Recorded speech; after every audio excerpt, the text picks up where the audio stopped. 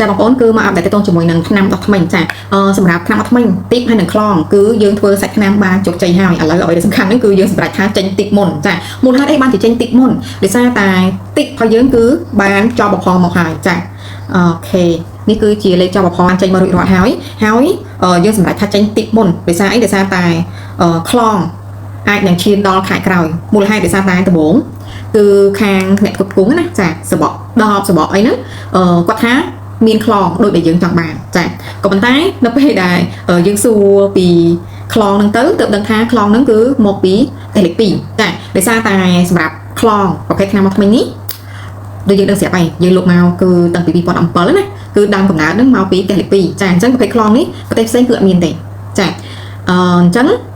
ខាងខ្ញុំសម្រាប់ថាគឺយើងអត់ចង់ពាក់ព័ន្ធចាយើងអត់ចង់ពាក់ព័ន្ធទេអញ្ចឹងក៏ភាសាជាមួយនឹងខាងរោងចក្រសម្រាប់ថាយើងនឹងធ្វើពុំប្រភេទខ្លងនេះដោយខ្លួនឯងចាណាពីដំបូងគឺយើងអាចបានសួរឲ្យបានច្បាស់ណាចាពីដើមកំណើតថាខ្លងនឹងយកមកពីប្រទេសណាអីចឹងណាចាដល់ពេលនឹកឃើញក៏សួរទៅក៏បានចម្លើយថាខ្លងនឹងគឺមកពីប្រទេសលេខ2ចឹងគឺយើងអត់ចូលទេចាគឺសកិត delay យើងសកិត delay សកិតយឺតក៏ប៉ុន្តែគឺយើងអត់ចង់ពាក់ព័ន្ធទេហើយខ្ញុំជឿជាក់ថាបងប្អូនក៏អត់ចង់ពាក់ព័ន្ធដែរណាចាអញ្ចឹងឥឡូវនេះគឺយើងសម្រេចចិត្តថាធ្វើខ្លងពីដំបូងមកហ្នឹងខាងរោងចក្រអត់ចង់ឲ្យធ្វើខ្លងទេដោយសារតែធ្វើខ្លងគឺយើងត្រូវចំណាយដើមទុននៅក្នុងការផលិតពុំចាដើម្បី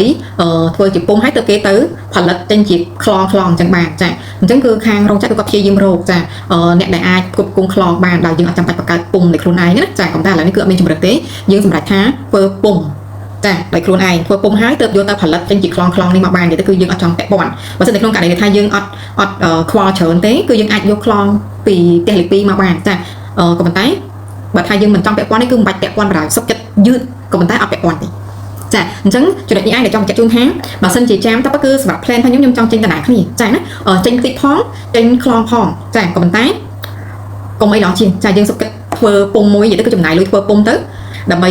ចេញពីខ្លងមកដើម្បីប្រើការបានដោយខ្លួនឯងអត់ចាំបាច់ពាក់ព័ន្ធជាមួយនឹងគេទេអញ្ចឹងសម្រាប់វីដេអូនេះចង់បញ្ជាក់អាប់ដេតព័ត៌មានជូនបងប្អូនដែលចាំថាមកពេញប្រភេទខ្លងណាចាសូមចាំមួយតិចទៀតចាវាខុសត្រូវគ្នាខ្ទង់ថាមួយខែចុះចានិយាយរៀងយូរណាចាមួយខែទេក៏ប៉ុន្តែ